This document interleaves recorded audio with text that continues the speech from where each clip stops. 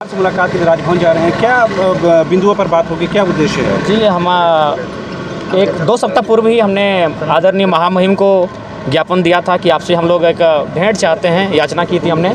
और उसी के तहत कल रात को फ़ोन आया कि आपकी जो आवेदन था उसको स्वीकार किया गया है। आप लोग राजभवन कल 2:20 में आइए, महामहिम मिलेंगे। तो हमारी जो मांगे हैं स्पष्ट हैं, वही खतियान आधारित 1932 की खतियान के आधारित नीतियाँ, और साथ ही जो 2 वोटर आईडी, क्योंकि भारतीय संविधान भी कहता है कि एक देश में एक व्यक्ति एक ही वोटर आईडी का उपयोग कर सकता है। तो हमारे यहाँ कहीं ना कहीं 40 से 50 लाख अवैध वोटर आईडी हैं, जिस कारण झारखंड को बहुत ज़्यादा नुकसान हो रहा है। तो उन पर चीज़ों पर भी बातें होंगी। दूसरी बात, जो ये 10th और 12th का नियोजन नीति आई है, उसको रद्द करना ही होगा, क्योंकि बहुत सारे ऐसे हैं जो 20 साल से महाराष्ट्र में झारखंडी हैं, जो खतियानदारी हैं, उनके बच्चे वहीं पढ़ के आए हैं। तो वे कहीं ना कहीं से बाहर हो जाएंगे इस क्राइटेरिया में, वे गैर झारखंडी हो जाएंगे। और बहुत सारे लोग ऐसे भी हैं जो रांची में हैं, जर्मनी के हैं, लेकिन वे झारखंडी हो जाएंगे 10th 12th यहाँ से करने से। तो ये नीति बेईमानी नीति है, इन सब पहलुओं पर बात होगी। और UG to PG की जो पढ़ाई है, हमारी जो यहाँ की क्षेत्रीय भाषाएं हैं, उन पर सरकार प्रोत्साहन करे, उन्हें संरक्षण दे, उन्हें बहुत सारी बिंदु हैं, उन्हीं पर बातचीत की जाएगी। राजनीतिक व्यवस्था के तहत इन समस्याओं का निराकरण होगा। राजभवन से किस तरह से उम्मीद लगा? देखिए, चूंकि राजभवन से उम्मीद की बात इसलिए है क्योंकि राज्यपाल राज्य के प्रथम नागरिक होते हैं। ये एक संदेश मुख्यमंत्री तक अपना पहुंचाएंगे कि आखिर राज्य में हो क्या रहा है। ये तो जवाब तलब कर सकते हैं मुख्यमंत्री माध्यम से, क्योंकि देखिए मुख्यमंत्री को कुछ समझ में आ नहीं रहा है। उनका स्टेटमेंट हम देख लिए,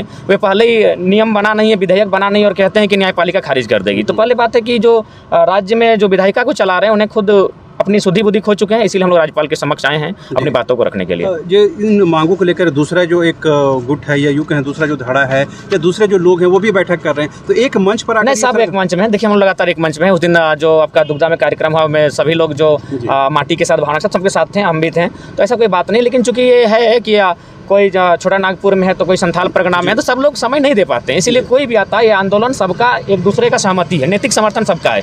यदि आज हम रांची आए हैं तो उनका समर्थन है, अगर वे आते हैं तो मेरा समर्थन है, इस तरह के चलता है। तो आज हम लोग 5 प्रतिनिधि मंडल के साथ आए हैं, जिनमें अगर आप नाम जानना चाहते हैं हम बता सकते हैं। हम एक स्वयं हैं, एक गौतम कुमार हैं, एक मोतीलाल महतो हैं, विनोद उरांव हैं, और उत्कर्ष कुमार महतो हैं। ये 5 लोग आज हमारी जो प्रतिनिधि मंडल टीम है 5, उनके साथ राज्यपाल से मिलने जा रहे हैं। आखिर मुख्यमंत्री ने सदन के अंदर कटाक्ष करते हुए कहा कि 4 दिन अगर खेल के मैदान में कोई अनाउंसमेंट कर ले तो वो नेता नहीं हो जाता। जी हाँ, बिल्कुल। उन्होंने इनडायरेक्ट रूप से मुझे ही टारगेट किया, भले नाम नहीं लिया, क्योंकि जो आंदोलन है उसमें से एक स्पोर्ट्स पर्सन जो चेहरा है, हम स्पोर्ट्स पर्सन रह चुके हैं, काफ़ी ट्रॉफियाँ मेडल जीते हैं। और फुटबॉल के मैदान में जो आज हमने वक्तव्य जो सीखा अपना, फुटबॉल के मैदान से ही सीखा, इसमें कोई दो राय नहीं है। लेकिन वे भारत इस बात को कहा कि फुटबॉल खेलने वाला अथवा फुटबॉल कमेंट्री वाला नेता नहीं बन सकता है, वे विवेकानंद का अपमान कर रहे हैं, भारत के महान संत। उन्होंने स्पष्ट कहा था कि भारत के युवाओं, तुम्हें अगर आज़ाद कराना है भारत को, तो उसके लिए तुम्हें फुटबॉल खेलना होगा। इसलिए क्योंकि भारत हिंदू मुस्लिम जाति के नाम पे बटा हुआ था, लोग एक जगह आ नहीं रहे थे। लेकिन फुटबॉल एक ऐसा खेल होता है जो एक जगह पे लाता है। कभी आप फुटबॉल खेल में जाइए जहाँ गांव में होता है, एक जर्सी जो बदबू मारता है, अगला प्लेयर उस जर्सी को पहनकर उतरता है। यानी फुटबॉल लोगों को जमीन से जोड़कर रखता है।